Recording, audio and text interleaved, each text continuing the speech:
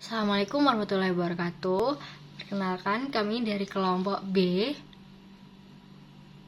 Saya Ika Relisa Gita dengan NPM Akhir 136, Gita Amelia Safitri dengan NPM Akhir 277, Nanda Tri Aprilia dengan NPM Akhir 281, Fatarani Rizana Rosemary F dengan NPM Akhir 283, Fabian Hendra Sereno dengan NPM Akhir 291 akan membahas mengenai perusahaan dagang. Jadi yang akan kami bahas yang pertama definisi, karakteristik, jenis-jenisnya, ciri-ciri, akun-akun yang ada, komponen laporan keuangan, metode perpetual, dan metode periodik. Perusahaan dagang. Perusahaan dagang ini merupakan suatu entitas bisnis yang berfokus pada aktivitas membeli dan menjual barang tanpa melakukan modifikasi terhadap bentuk atau nilai barang tersebut. Nah, fokus utamanya itu melakukan pembelian dan penjualan barang untuk memenuhi kebutuhan konsumen tanpa mengubah bentuk atau nilai dari barang tersebut. Aktivitas utama meliputi pembelian, penyimpanan, distribusi, dan penjualan barang. Untuk contoh perusahaan dagang meliputi toko kelontong, supermarket, distributor, agen tunggal, pengecer, dan lain-lain. Karakteristik dari perusahaan dagang sendiri itu ada 3. Yang pertama, transaksi jual beli barang dagangan itu merupakan aktivitas utama perusahaan seperti yang saya sebutkan tadi. Nah, perusahaan dagang ini lazimnya memiliki persediaan barang dagang. Yang ketiga, terdapat biaya yang terkait langsung dengan pendapatan, yaitu antara biaya untuk pembelian barang dagang dan pendapatan dari penjualan barang dagang. Jenis perusahaan dagang. Secara umum, perusahaan dagang terbagi ke dalam 2 jenis. Yang pertama ada perusahaan dagang sesuai jenis produk yang dibedakan lagi menjadi 2 kategori. Yang pertama ada perusahaan barang produksi atau mentah yang perjualbelikan produk berupa bahan baku yang bisa dipakai sebagai bahan dasar untuk membuat suatu produk atau alat-alat produksi. Contohnya seperti perusahaan serat kapas, perusahaan mesin berkaca, perusahaan mesin bubut, dan sebagainya. Ada perusahaan barang sudah jadi. Barang yang diberdayakan oleh perusahaan jenis ini adalah barang jadi, yang merupakan produk akhir sehingga bisa langsung dikonsumsi oleh pelanggan. Contohnya seperti perusahaan tekstil, perusahaan makanan dan minuman instan, perusahaan elektronik, dan lain-lain.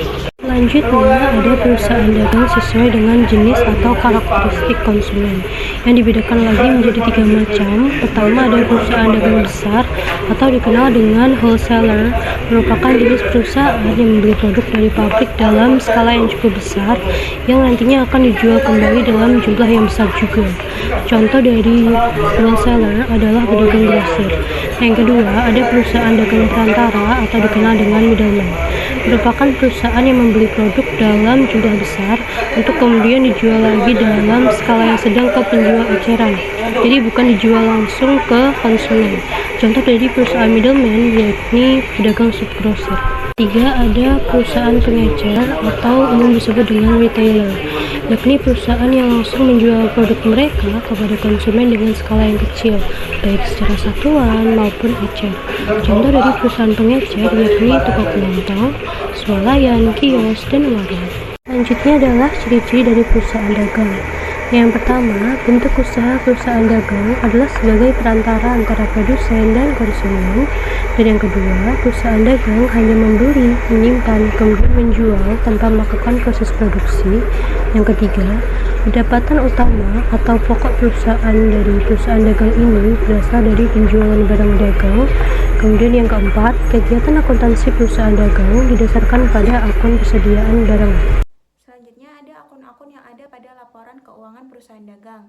Ada pembelian, retur pembelian, potongan pembelian, penjualan, retur penjualan, potongan penjualan, beban angkut pembelian, beban angkut penjualan, dan yang terakhir ada persediaan barang dagang. Selanjutnya ada komponen laporan keuangan pada perusahaan dagang. Komponen-komponen tersebut terdiri dari yang pertama ada penjualan. Penjualan adalah jumlah yang dibebankan ke pelanggan atas barang yang dibeli baik secara tunai maupun secara kredit. Yang kedua ada retur dan potongan harga. Ini diakui ketika barang dagangan itu dikembalikan oleh pembeli atau potongan harga yang diberikan oleh penjual. Yang ketiga ada penjualan bersih, yaitu pendapatan yang diperoleh secara keseluruhan kemudian dikurangi oleh retur dan potongan harga serta diskon penjualan. Yang keempat, ada diskon penjualan. Itu diakui apabila pembayaran tersebut diterima dalam periode diskon.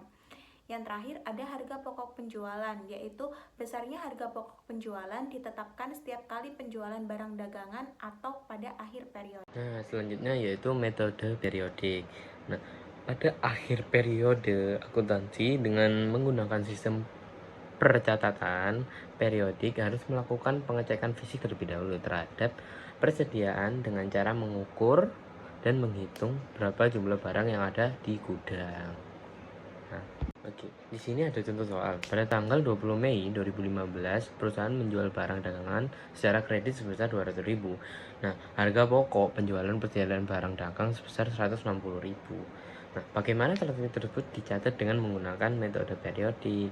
Nah,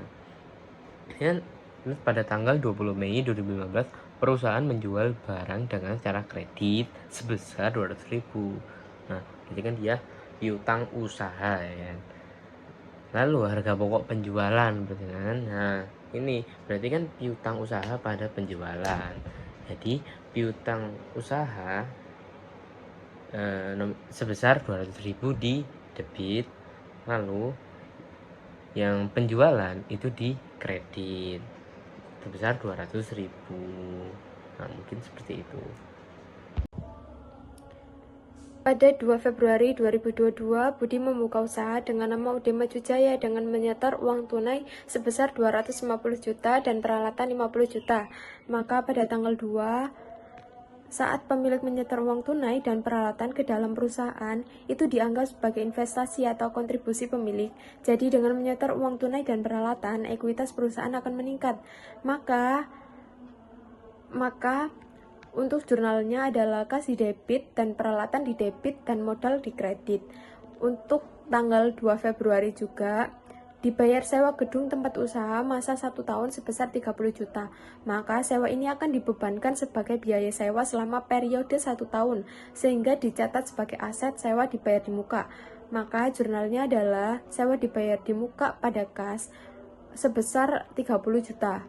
Pada tanggal 3 Februari dibeli barang dagang dari PT Sinar Mentari seharga 13 juta dengan syarat tersebut. Jika di soal tertera ada syarat tersebut, maka transaksi tersebut melibatkan utang dagang. Jadi jurnalnya adalah yang pertama persediaan barang dagang dan yang kedua adalah utang dagang. Persediaan barang dagang di debit dan utang dagang di kredit sebesar 13 juta. Pada tanggal 4 Februari dibeli perlengkapan secara tunai sebesar 1.500.000. Transaksi ini mencatat pembelian perlengkapan senilai 1.500.000 yang dibayar secara tunai sehingga akun perlengkapan di debit dan akun kas di kredit. Pada 5 Februari dibayar beban angkut pembelian sebesar 75 juta. Transaksi ini mencatat pembayaran beban angkut sebesar 75 juta di mana akun beban angkut di debit dan akun kas di kredit. Selanjutnya pada tanggal 6 Februari dijual barang secara tunai seharga 3.250.000 dengan harga pokok penjualan 2 juta. Jadi jurnal yang pertama mencatat penerimaan kas dari penjualan barang dagangan di mana akun kas di debit dan akun pendapatan penjualan di kredit. Jurnal kedua mencatat pengurangan persediaan akibat penjualan dengan harga pokok penjualan, akun harga pokok penjualan di debit dan akun persediaan di kredit untuk mencerminkan pengurangan aset. Maka untuk jurnalnya adalah kas pada penjualan dan harga pokok penjualan pada persediaan barang dagang.